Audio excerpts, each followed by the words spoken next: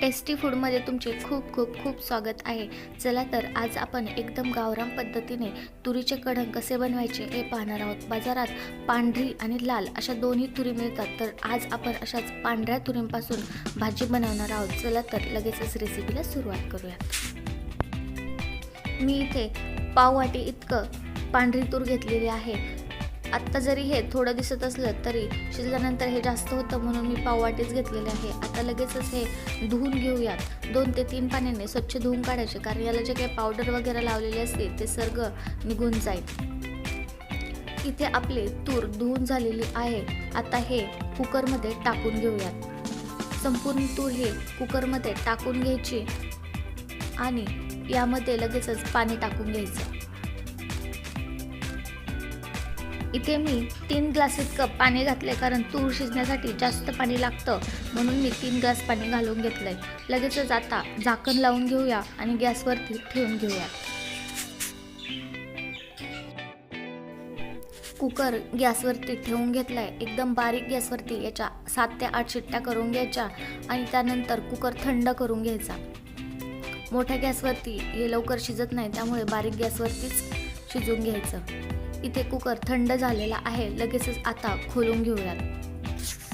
आता तूर शिजली की नाही ते चेक करून पाहूया। तुम्ही पाहू शकता की एकदम पूर्णासारखी अशी तूर शिजलेली आहे।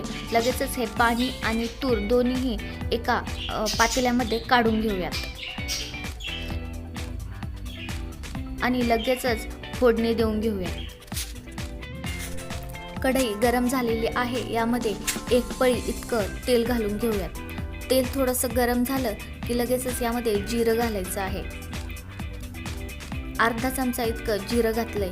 जिरं थोडंसं तडतडलं की यामध्ये बारीक कुटलेला लसूण घालायचा आहे। लसूणही छान मिक्स करून घेऊयात। लसूण थोडासा परतला की लगेचच यामध्ये लाल तिखट घालून घ्यायचं। मी 1 चमचा इतकं घरगुती लाल तिखट घालून घेतलंय आणि आता यामध्ये आपण जे तूर आणि पाणी जे पातेल्यात काढून ठेवलं होतं ते यामध्ये घालून घ्यायचंय। जर तुम्हाला रस्सा कमी हवा असेल तर याच पाण्यामध्ये शिजवून घ्यायचं, आणि जर रस्सा जास्त हवा असेल तर यामध्ये गरम पाणी घालून घ्यायचं। आता यामध्ये आपण मीठ घालून घेऊया। चवीपुरतं मीठ घालून घ्यायचं।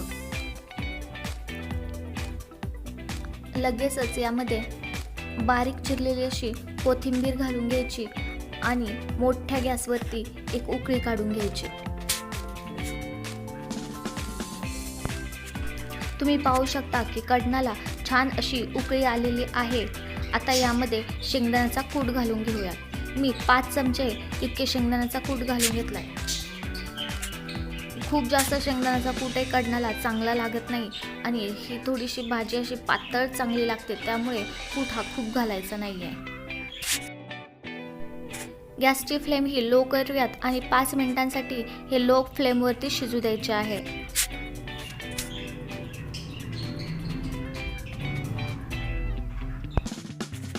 अशा प्रकारे आपले तुरीचे कढण हे बनून तयार झालेले आहे। तुम्ही पाहू शकता याला एकदम छान असा रंग आलेला आहे आणि याचा सुवास देखील खूप छान सुटलेला आहे। अशी भाजी तुम्ही नक्की ट्राय करून पहा, तुम्हाला देखील नक्कीच आवडेल। जर तुमच्याकडे लाल तुरी असतील तर ती सुद्धा भाजी तुम्ही याच पद्धतीने करू शकता।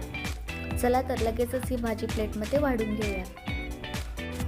मी भाजी प्लेटमध्ये वाढून घेतली आहे। तुम्ही हे चपातीसोबत खाऊ शकता किंवा भाकरीसोबत खाऊ शकता, दोन्ही सोबतही छान लागते। पण त्यातली त्यात तुम्ही जर बाजरीच्या भाकरीसोबत खाल्लं तर ही भाजी एकदम छान लागते आणि त्यासोबत कांदा सर्व करायचा, मग तर भाजीची चव एकदमच वाढते।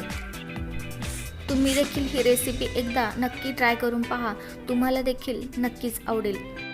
अशाच नवनवीन आणि झणझणीत रेसिपी पाहण्यासाठी टेस्टी फूडला सबस्क्राईब करा। थँक्यू।